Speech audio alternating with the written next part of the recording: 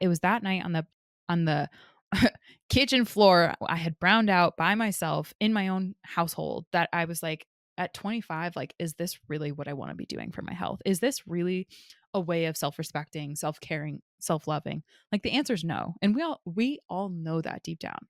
And it wasn't because my parents, it was because I was around other people and I was really, really emotionally immature, and I was in an environment where, like, it was just I was acting like an idiot, basically.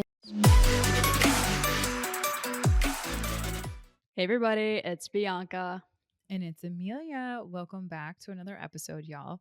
I wanted to get this episode off and going because I was telling Bianca just before we got in here, how honestly I I had this realization a couple of weeks ago. And when this podcast episode comes out, it'll be not too far away from when we recorded, but nonetheless, it's an important episode that I know that let's get into, and I'll try to do it justice. So long story short, I was on a phone call with a client and I had shared with her, it was a relationship talks coaching client. She and her Mhm. partner were in there and they were talking about how some of the things that they want to do and improve their lifestyle. One of them includes, it was around the topic of health, but one of them includes, the topic around alcohol and how that has been formerly in the past really challenging to stop. Um, just stop in general, whether it be the casual drink, whether it be the weddings, whether it be the this and the that, what have you, or whether it Mhm. be the coping mechanism for the tough times that they were having. And Alan and I actually both equally shared our sobriety stories. But after the call, I had started to really reflect, like I was sharing with you, B. I don't talk about my sober story. Certainly not enough because the impact that that had on the clients, they were super grateful for us sharing. But I realized it's like something that I do not talk about nearly as much as I think would be beneficial for our community. And so I want to share with every single person that's listening that wherever you are on the spectrum of trying to get healthier, right? Like on your way to health, on your way to doing better for yourself, on your way to evolving or growing or whatever chapter season you're in, know that you're not alone because sober September, this is something that it's like a catchy phrase where, okay, let's try for September not to drink alcohol or to reduce our alcohol intake. And while that's fun and fluffy and it's a start and it's so important, it usually connects to so much of a deeper challenge that I know we all struggle with, myself included at one point.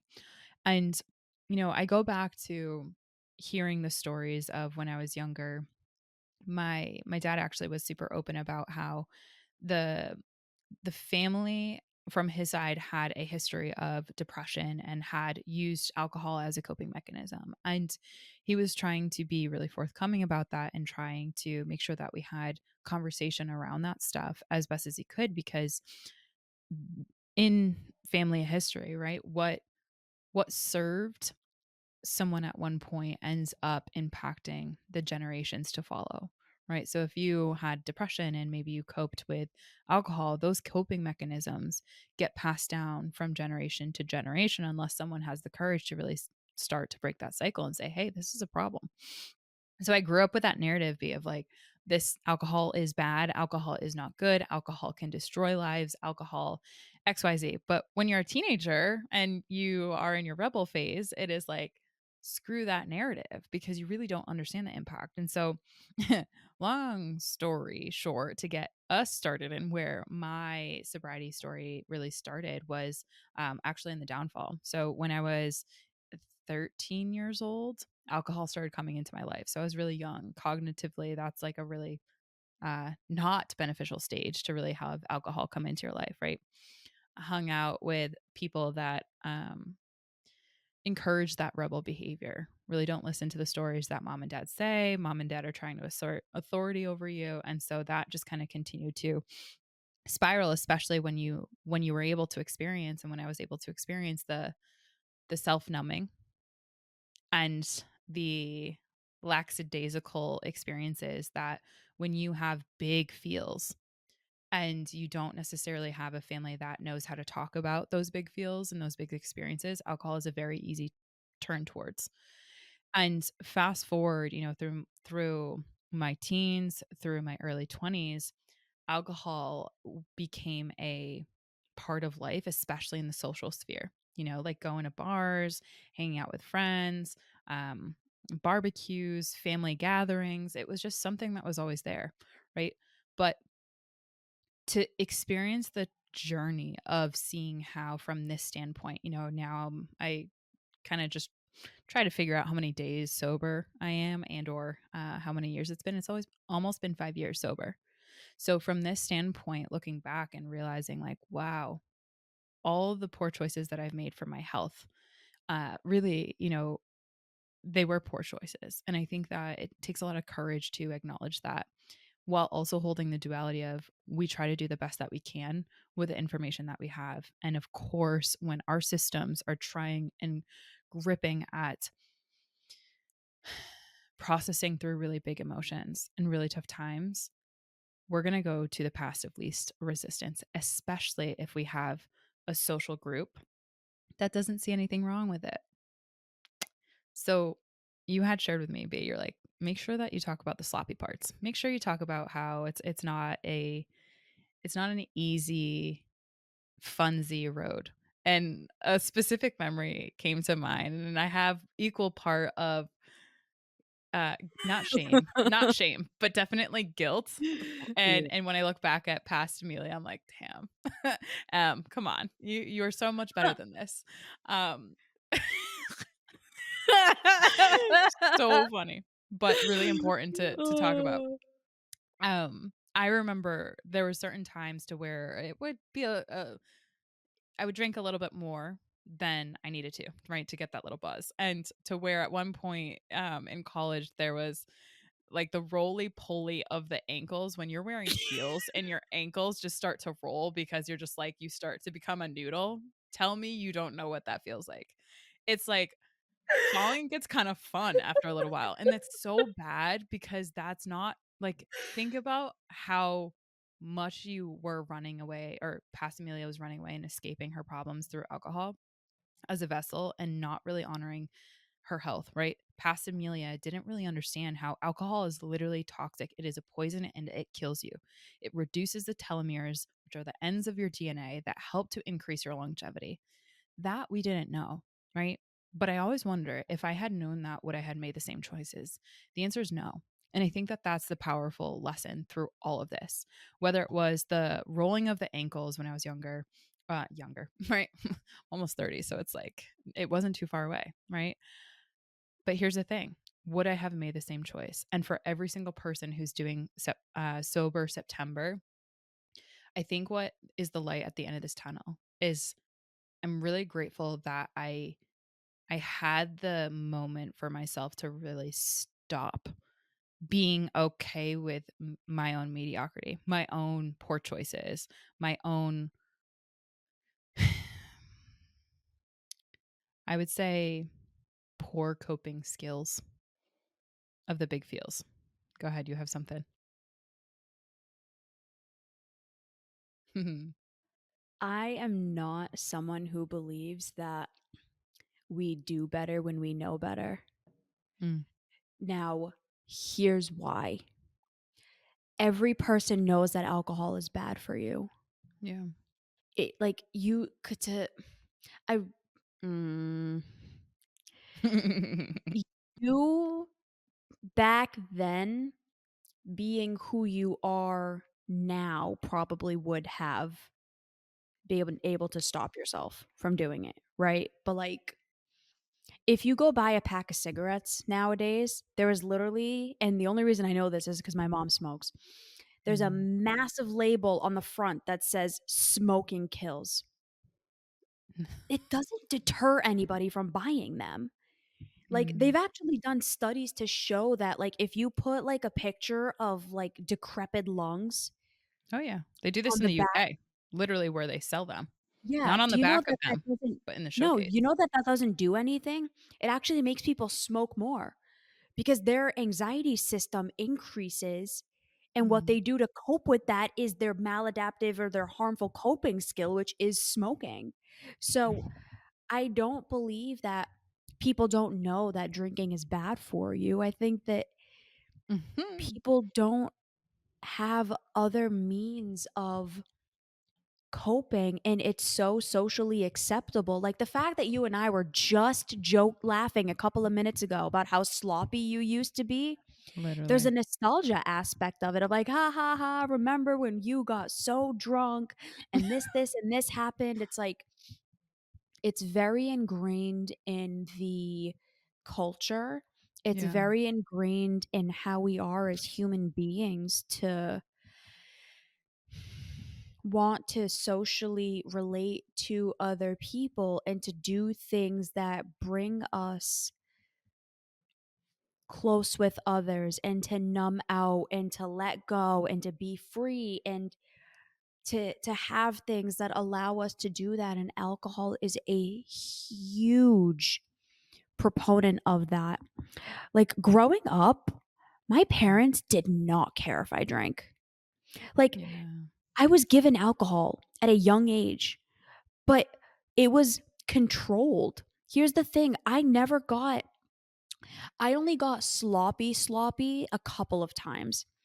And it Mm. wasn't because my parents, it was because I was around other people and I was really, really emotionally immature, and I was in an environment where, like, it was just I was acting like an idiot, basically, and I got really drunk because I was emotional, and then I acted sloppily, but, like, growing up, I was never taught, like, alcohol is the devil and blah, blah, blah, blah, blah, and me and my siblings never got, like we weren't those kinda kids that were like, "I need to go drink and get drunk," and, like, Yeah, neither we was I. never we never did that because it was never made to be this demonized thing. Mm. And now do I believe people should be giving their, like, 10-year-olds a Mike's Hard? Probably not. My Mhm. parents they didn't give it to me, but they didn't take it away. Yeah. But again, that's my culture. But anyways, the reason I'm saying all of this is because it has become so ingrained in the way that we function as people to have food or alcohol or even smoking as a means of connecting with one another. Yeah. Like when you hang out with friends, you go get a drink, you go get food, you go do these things, and alcohol is a really big part of that. And it's extremely problematic because when you're around people in an environment where everyone is drinking and everyone uses it as a means of connecting, Mm. and everyone uses it, not everyone, but most people use it as a means of coping and not dealing with their problems, it becomes a massive issue.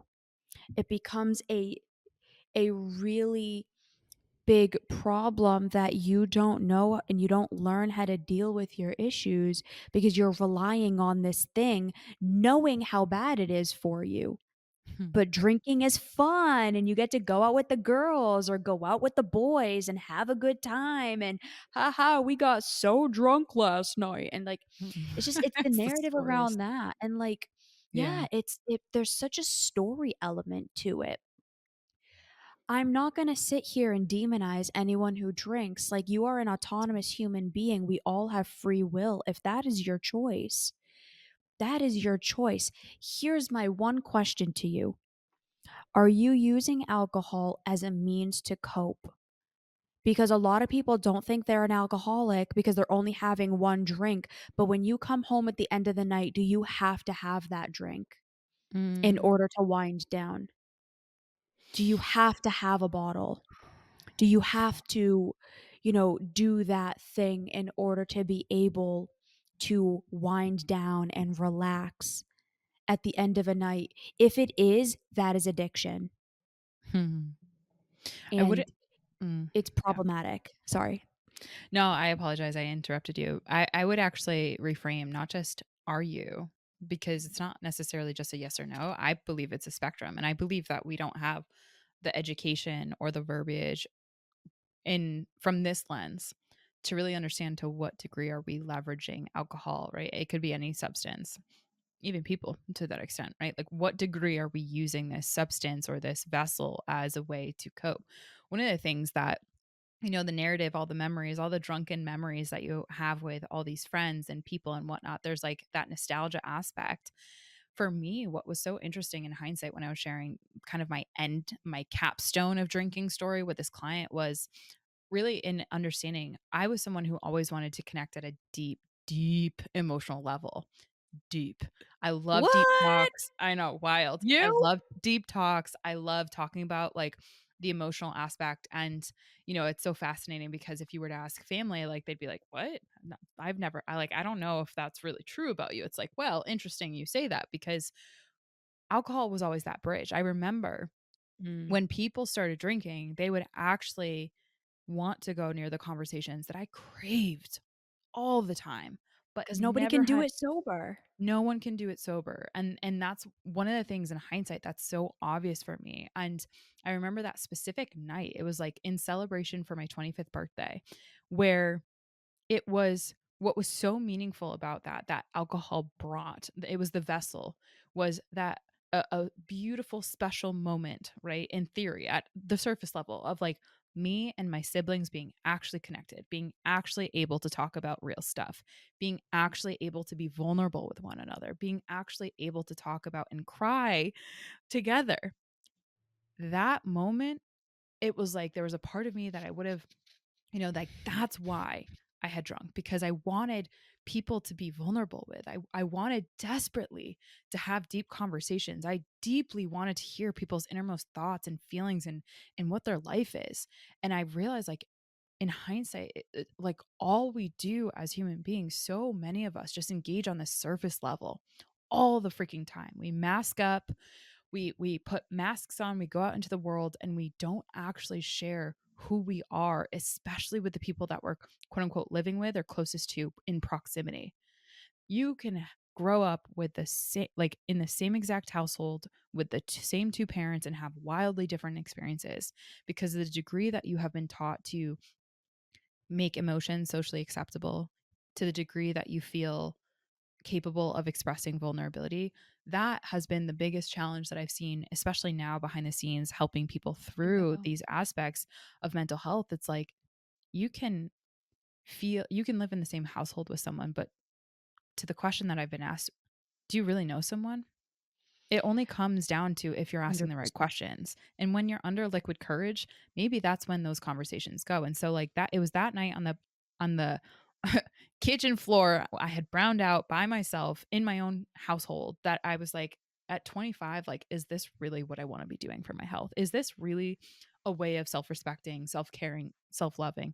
Like the answer is no. And we all know that deep down. To your point B, we know that it's not good for us.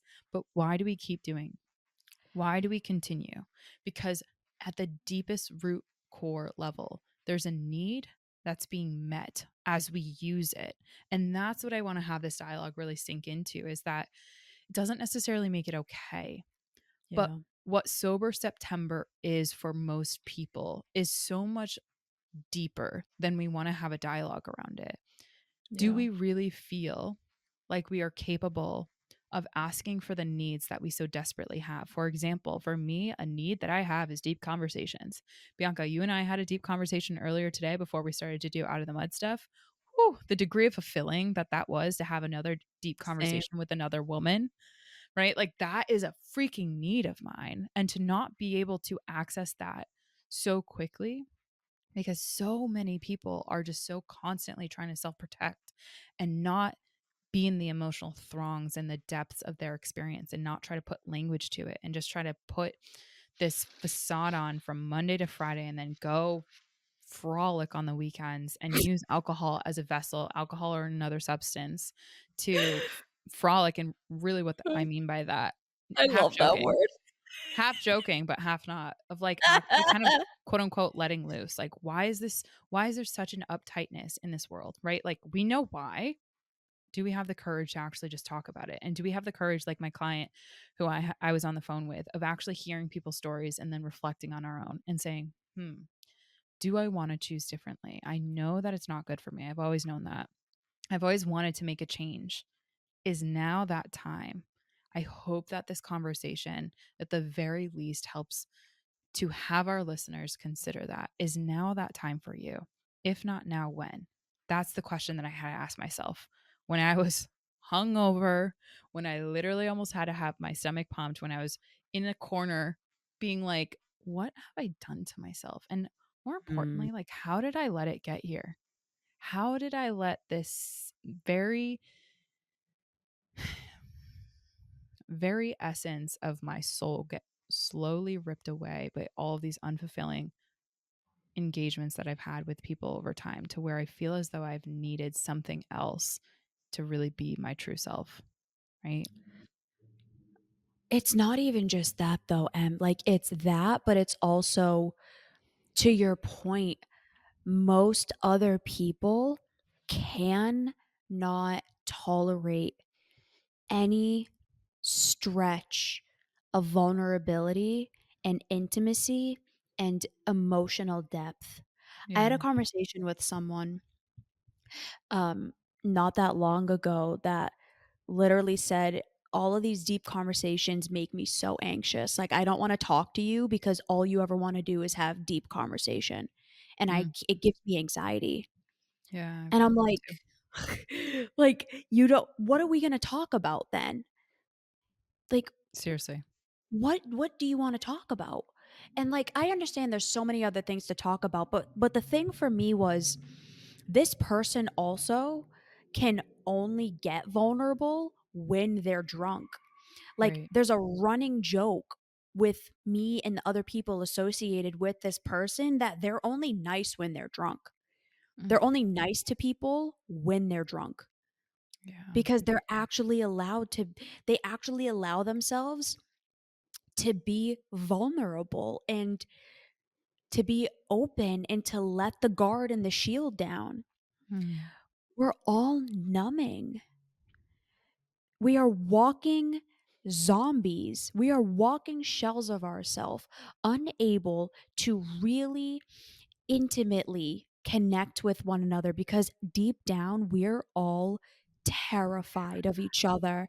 I had a Mhm. conversation with one of my clients this morning who said, I loved this conversation. He said that, there's this narrative that with the people in your life and the people closest to you, you should be able to talk about anything. And he's like, that is fucking bullshit. And I was dying laughing Good because I'm for like, him for calling that out. I'm like, you are absolutely not wrong. I was like, most people can't tolerate that level of conversation. Most people Unfortunately. can't tolerate that level of depth and intimacy because they don't have the emotional regulation and the emotional maturity to handle another person's truth, Facts. to sit with their feelings about it, and then Mhm. be able to have a really adaptive, positive interchange. Yeah. We're all so terrified of ourselves, and we're terrified of each other, and we rely on substances or social media or surface level connections to be able to make our way through the world. And now, I am not saying do not have fun. I'm not saying don't be surface level, because I love being surface level. Like, that my like guilty pleasure, I freaking love TikTok. I Mhm. do. I used to be so against it. I love scrolling through TikTok and watching the stupidity that is on there. I don't live there though. Yeah. And most of us live there because we can't handle any level of intimacy and depth beneath that. And so we use alcohol, we use all of these other things to finally maybe give ourselves permission to either have a dialogue or to numb and dissociate even further so that we can forget all of the thoughts and feelings that we're having. Right. What I think also kind of this is the last thing that I personally want to say on this episode, is around the topic of what's really really cool nowadays is that with all of this awareness, this conversation that you and I are having, now more than ever is there access to tools, resources, and different types of support to get that quote unquote feeling of letting loose, or to get that feeling of releasing that pressure valve, right? Like, and I'm talking like right now, like there's some fascinating science in products that are coming out now that are not alcohol, but really beautiful replacements. Um, and the reason behind that is because we're actually starting to explore the science of what are those little tiny things that are allowing us to have those feels, right? Releasing the tension, releasing the pressure, releasing the stuff that gets bottled up, and how can we do that in a manner that doesn't necessarily work towards the compound effect of actively degrading our health? For Mhm. example, something like nootropics or mocktails, right? That's something that is really gaining a lot of traction for millennials right now and for younger generations because they're recognizing that, hey, like we know this is bad for our health. Why are we still having alcoholic bevies? Like, why not have hype around mocktails and for different layers of nootropics or different medicinal medicines that can actually help with the ladder of some things like that? Or, hey, what are your thoughts about therapy? Or, hey, what are your thoughts about emotional coping? What are your thoughts about developing the real skill sets around talking about emotions, right? Cue the Inside Out 1 and 2 movies, right? Those conversations are really starting to come into the vortex. And what I think is awesome about it is it's starting to become cool to have better mental health. It's starting to become cool to be quote unquote woke and have better well being. And if that's not your circle where it is cool to grow, to evolve, to activate the pleasure centers in a way that doesn't ultimately lead to, terrible lungs or decreased longevity, whatnot, like let's get some people in your circle that really deem that as cool and have sober September be different next year for you so that you are not just celebrated but you are thriving as a result of the choices that you're making because Yeah. everyone has regrets. Hashtag no regrets is not a thing. No, it's bullshit. Regrets and are and adaptive. yeah, exactly. I think that when you look back at your story, the question really becomes for us evolvers, do we feel capable, competent, and confident to be able to have the right people in our circle that can help us really develop and climb that ladder of health, well-being, and adaptive skills? And if not, are there little tiny products that might be able to help us or services like Evolve Ventures, group coaching, one-on-one, therapy, you do you program, even getting around this circle of people who are trying to adaptively grow and functionally create positive change in their life. Like just getting around that type of influence makes a massive difference in our lives. It'll change everything. We all I you and I talk to people every single day. Everybody is waiting for this to happen. I think we're just all waiting for someone else to do it to give us permission to. Yeah, I agree. Why not let it be you? Mhm. Why not let yourself be the person in your friend group that starts it? I guarantee the people around you will be so grateful someone finally did it. They might Facts. joke at first, they might poke, they might pick fun, but I would bet money on the fact that if you were the one that finally leaned into this, eventually the people in your group will too. And they'll say, I'm so glad someone finally did it because you Mhm. gave us the permission to do it too. Yeah, that's that So, courage. Mm. yeah. What's your episode suggestion? My episode suggestion is actually an oldie, Why Your Environment Predicts Your Success. Mhm. You Mine is 328, Why Friendships Are So Hard as We Grow Up. mm, All of this is a big reason why it's so hard because we're mm, afraid to stick out. yeah. But if you give yourself the permission to be that one, your life will dramatically improve as a result. And we really hope that for all of you. So if you need Mm, help with that, please, please, please reach out and let us guide you on this journey the way that we did for ourselves. seriously, and that's coming from someone 5 years almost in October sober. So like honestly, if I could have done it sooner, I really wish I had someone like us to encourage that and to give that permission slip. So let us be your hypes. Let us help you in that journey. And Really let us help you lean into the best version of yourself because she or he or they are yet to come. We'll see you all next time. Bye, Bye, everyone.